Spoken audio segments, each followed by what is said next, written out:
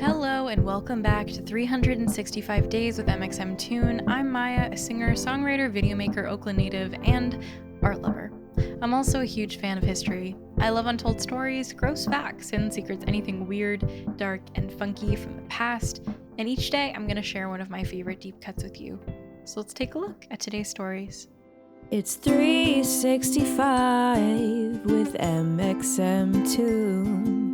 New facts every day, so don't leave too soon. I'm gonna teach you stuff, no it won't be tough. Gonna go a year till you've had enough. It's 365 mxmtoon. On this day in 1901, Pablo Picasso opened his very first art exhibition in Paris. Let's take a look at what made Picasso's creativity and career so impactful. Picasso grew up in Spain, and his father was a painter too. There's a myth that by the time the artist was a teenager, his father stopped painting for good, realizing that he could never be as good as his son. That's not true, but he really was that good from a young age, so good that he was only 20 during his first solo exhibition. Picasso didn't care much for traditional art school, which isn't surprising, since he ended up becoming a pioneer of the avant-garde art movement, Cubism. He wasn't so interested in creating conventionally beautiful landscapes like Monet, who was born in Rue Lafitte, the same street in Paris where Picasso had his first exhibition. Nor was a Spanish painter interested in photorealistic paintings, which portrayed the world exactly as it was observed, flaunting the artistic skill it takes to create something so exact. Instead, Picasso's works became more and more experimental and obscure.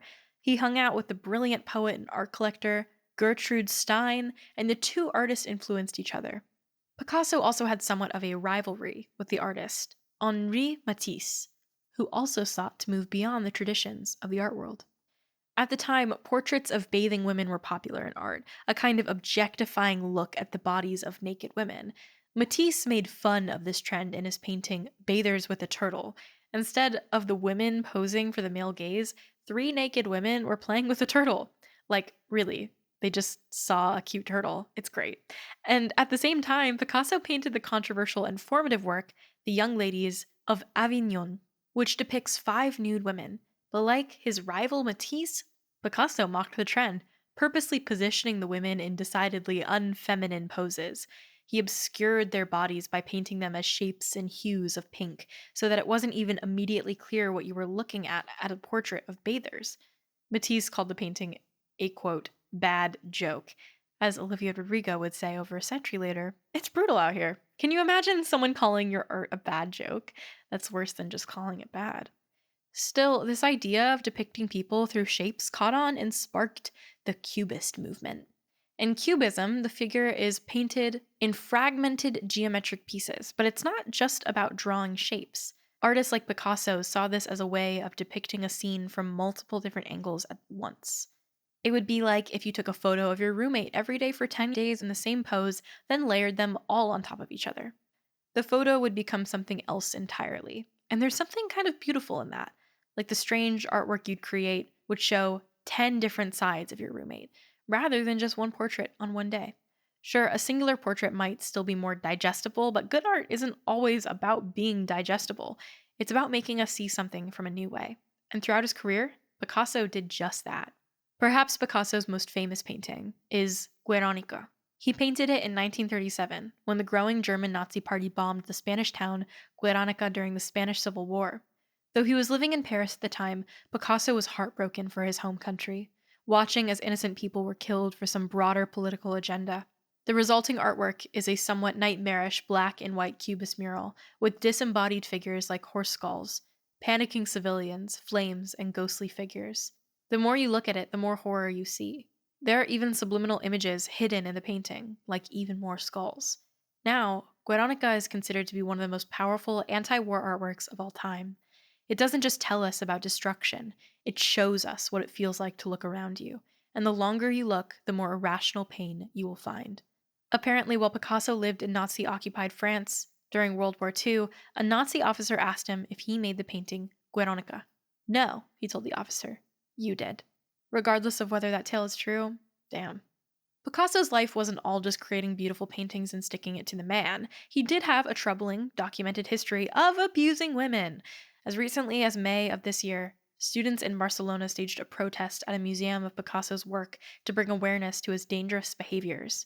Can we separate the art and the artist? For some people, that's still up for debate. Now let's talk about music. Today in 2003, Beyonce went solo, breaking off from the group Destiny's Child to release Dangerously in Love, her debut album. The record features classics like Crazy in Love, a collaboration with Jay-Z. Even back then, the power couple were together, and that lead single spent 8 weeks atop the Billboard Hot 100. But her next single, Baby Boy, featuring Sean Paul, performed even better. Queen Bee has taken the throne, and now, 18 years later, she's released 6 studio albums, starred in 10 films, and directed 4 of them. I think we know how big of a star she is now. And now, for today's final segment, I'll be going back into my own photo archives to see what I was up to on a June 24th in my life. June 24th, 2018, I went on a trip with my mom to New York City. She was flying for a conference that she had in New York, and she took me along with her.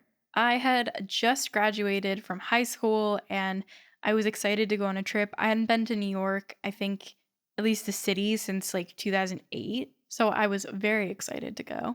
Little did I know I would move there a full 2 years later. It was a very exciting trip for me because my mom was like gone during the day, so I had full control over like what I was going to do during the day while she was out. And I think that was one of my first trips that I took where I was able to just go do things during the day. On the first day that we got there, we hung out with family friends and kind of went to go explore with each other. Went to the Strand, which is a very well-known bookstore. Got a manicure done for $11 somewhere in Chinatown. Took a huge nap and then went out to dinner, I think, as well. But it was really fun, and I have very fond memories of it. And New York is still one of my favorite places, and it's so crazy that I get to live here now. Thanks for going back in time with me. And remember to subscribe wherever you listen to podcasts so you can come back tomorrow for more stories from the past. It's 365 with mxmtoon. New facts every day, so don't leave too soon. I'm gonna teach you stuff, no it won't be tough. Gonna go a year till you've had enough. It's 365.